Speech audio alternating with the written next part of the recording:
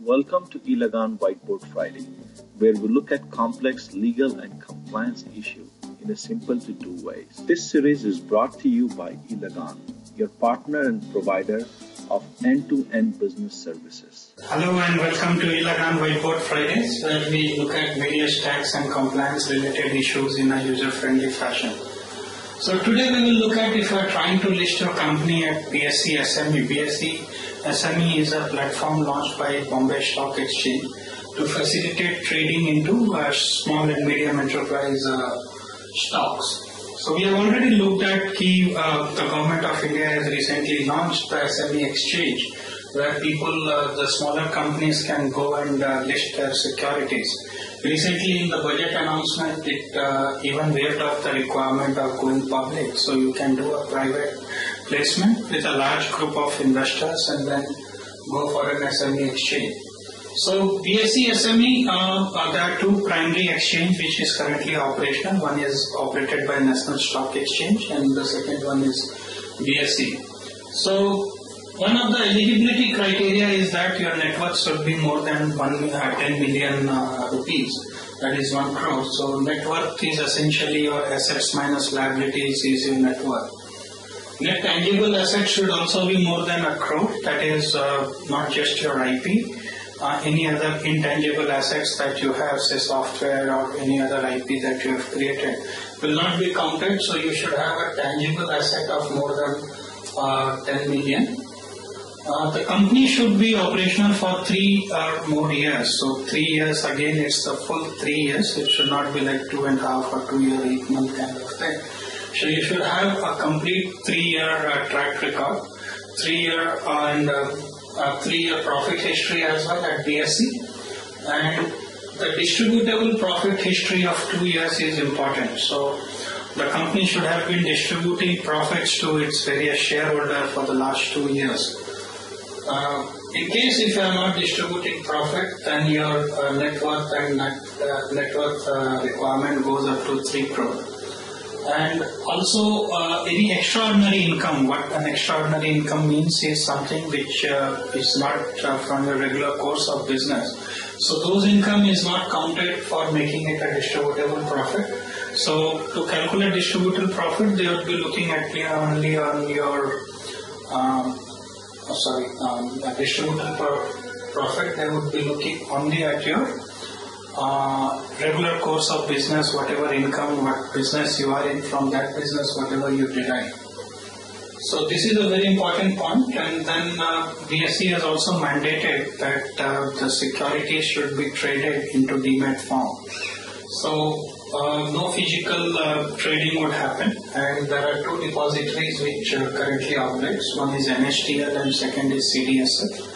And you should have arrangement with both of them to convert your securities into demat form so that you can trade it in a demat form. Another requirement which NSE does not specify, your post-issue, that is once you list at BSE, at least the face value of your paid-up capital should again be more than 10 million rupees. So if you are trying to, or if you are planning to do a smaller IPO, then BSE would not allow you. So post-issue paid-up capital should again be more than 10 million. Just a quick recap. So at any of the SME exchange that you are listing, 25 crore is the limit till which you can go as your paid-up capital. If you are going more than 25 crore, then you will have to migrate to the main board, that is the main BSE, NSE or any other stock exchange. Now some other criteria, that is like the company should have been referred to BIFR. BIFR is basically your Board of Industrial and Financial Reconstruction. Here the 6 companies are referred, where they look at options and revenues on how to revamp that. So the company should not have been referred to BIFR at any point of time. There should not be any winding of petition in any court of law in India. So these are the few things. Now let's look at market makers. So BSE also specifies that when you underwrite, so there should be an underwriter which will underwrite all your stocks. So they should do 100% underwriting and at least 15% should be to their personal account. And market makers are essentially a set of brokers, so the brokers which are registered with SME Exchange are allowed to be market makers. So they provide a lot of liquidity and fluidity to the whole trading process. So they act as a middleman where in case if somebody else is not buying or selling, then they give you both a buy and a sell rate so that the liquidity of the stocks is maintained. In the current regulations, BSE has mandated that market makers should be there and they should at least provide 75% of the day. During the trading time, 75% of the time they have to keep buying and selling those liquidity to provide the liquidity. At a time, only 5 market makers are allowed, so you cannot go more than 5 at any point of time. And they are also allowed to compete among themselves to derive a better pricing or to derive a various competitive advantage of playing into a scrap. So these are some processes. Underwriter is very important. They should talk to the market makers and then get them onto it. Market makers can always deregister by giving a 1 month notice. So you can change market makers anytime.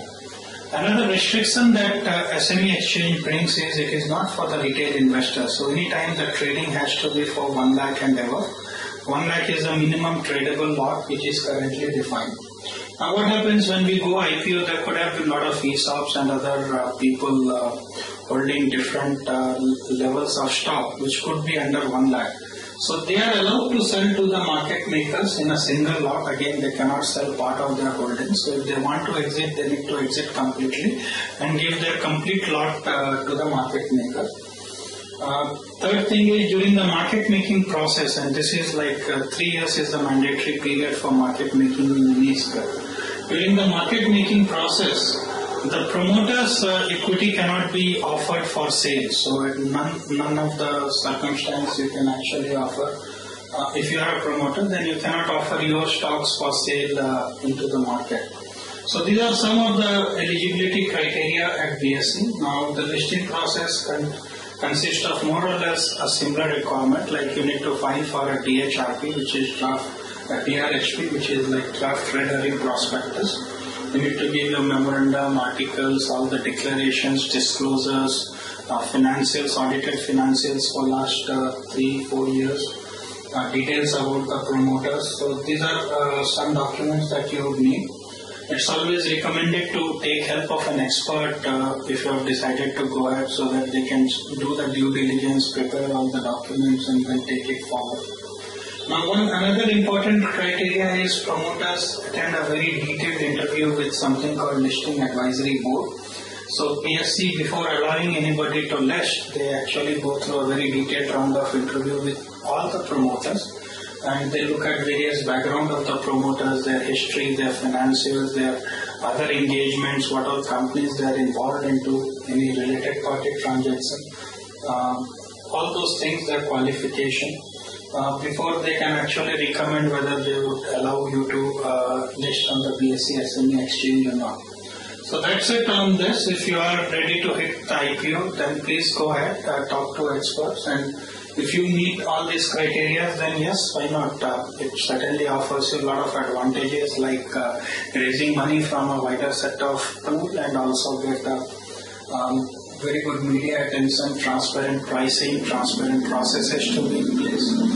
So there are so many advantages which we have already covered in the other video of SME Exchange, like what are the advantages of listing your stock.